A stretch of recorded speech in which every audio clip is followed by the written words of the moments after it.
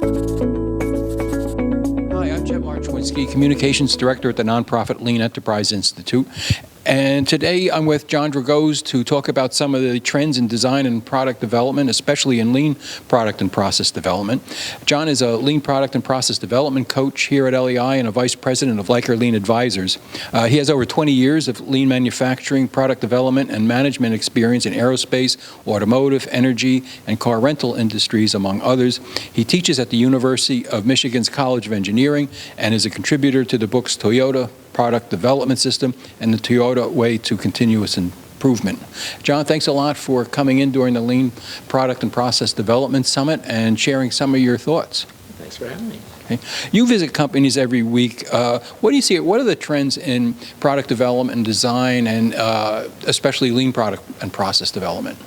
Oh boy, there's a lot of different companies I go to in different industries. So I guess if I had to think about a few hardy perennial questions that are coming up is how can I get my product in the hands of my customers in the right form and function that really suits their needs, really understanding that diverse customer base as companies are going much more global. So really understanding that customer has certainly been a challenge. Also working across multiple countries, developing products in multiple sites. That seems to be a trend that's happening a lot more frequently. And the other big thing is also just speed to market. Okay. The world is continually accelerating. I think all of us can see that in the products that are coming out and just the speed of technology. And that's actually having an impact on all the different industries. So customers are expecting, I want the value I want, and I want it now. Yeah. So that sounds, speed to market sounds like it's related to the concept of flow that you see in whether it's lean in operations or lean in product and process development. So how does flow apply in product development? Definitely applies in development, and I'd argue that probably even more importantly, it's much more complex because we have a lot more flows to synchronize actually. In the factory, in many places, we have a very sequential process.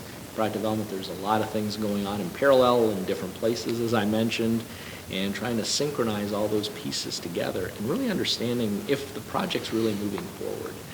And one of the things we started seeing in product development is, in the factory, we're seeing the product moving through the facility. In product development, a lot of people are tracking deliverables or tracking tasks.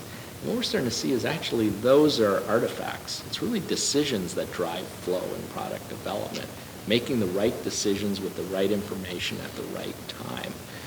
Doing more prototypes doesn't necessarily mean that I'm moving the needle forward in terms of getting that product to market necessarily faster. So effort doesn't always correlate to the maturity of the product. And we're finding that making those decisions and understanding when those decisions need to be made starts highlighting really what it is we truly need to learn in the development cycle. And that then prompts us to schedule the work to close those knowledge gaps so we can make the right decisions with the right knowledge. Oh, okay, that's interesting. Can you give any examples of a knowledge gap that might occur in product development and how it's closed? Well, there's a lot of things in development, especially in the early stages. There are things we know we don't know, and there's some things we don't know we don't know, and that we have to kind of figure out as we go along.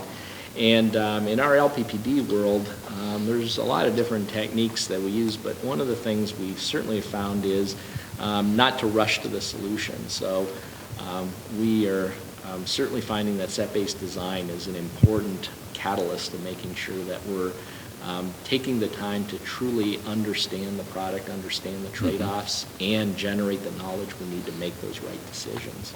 Okay, so there's as I mentioned at the beginning, you get around a lot, you're aware of a lot of these trends. I'm just wondering, what impact is digitization, working virtually, 3D printing, big data, and I just read a story the other day about blockchain coming to manufacturing, how manufacturers can use it. What impact are you seeing with these trends on product development? That's really a mouthful there of different techniques.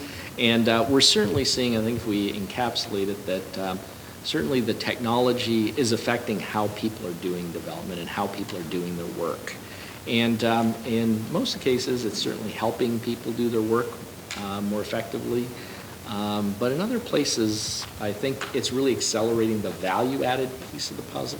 Oh, okay. It's not necessarily attacking the waste. So Oh. some of the techniques certainly are there, and we've seen improvements, and it's helping people do the work. But I think we really need to be careful with these technologies. Again, right tool at the right time for the right circumstance. But certainly, we are seeing that anything that helps groups accelerate their learning is a good thing, and certainly the technology is there. We just need to make sure that the technology is really supporting the process and the people. Okay. Well, we know lean product and process development helps groups and people learn and close those knowledge gaps. So if people want to learn more about LPPD, where can they go? What can they do? Actually, we have a 2-day session. My colleague Katrina Appel and I are going to be hosting a 2-day lean product and process development immersion course in Boston in September. And you can check it out on the website. The participants will have a full immersion into learning some of these lean product and process techniques with some hands-on activities. So hopefully you'll join us. Sounds like a great workshop. John, thanks a lot for coming in and telling us about that and what's going on in lean product development. Thank you. Okay.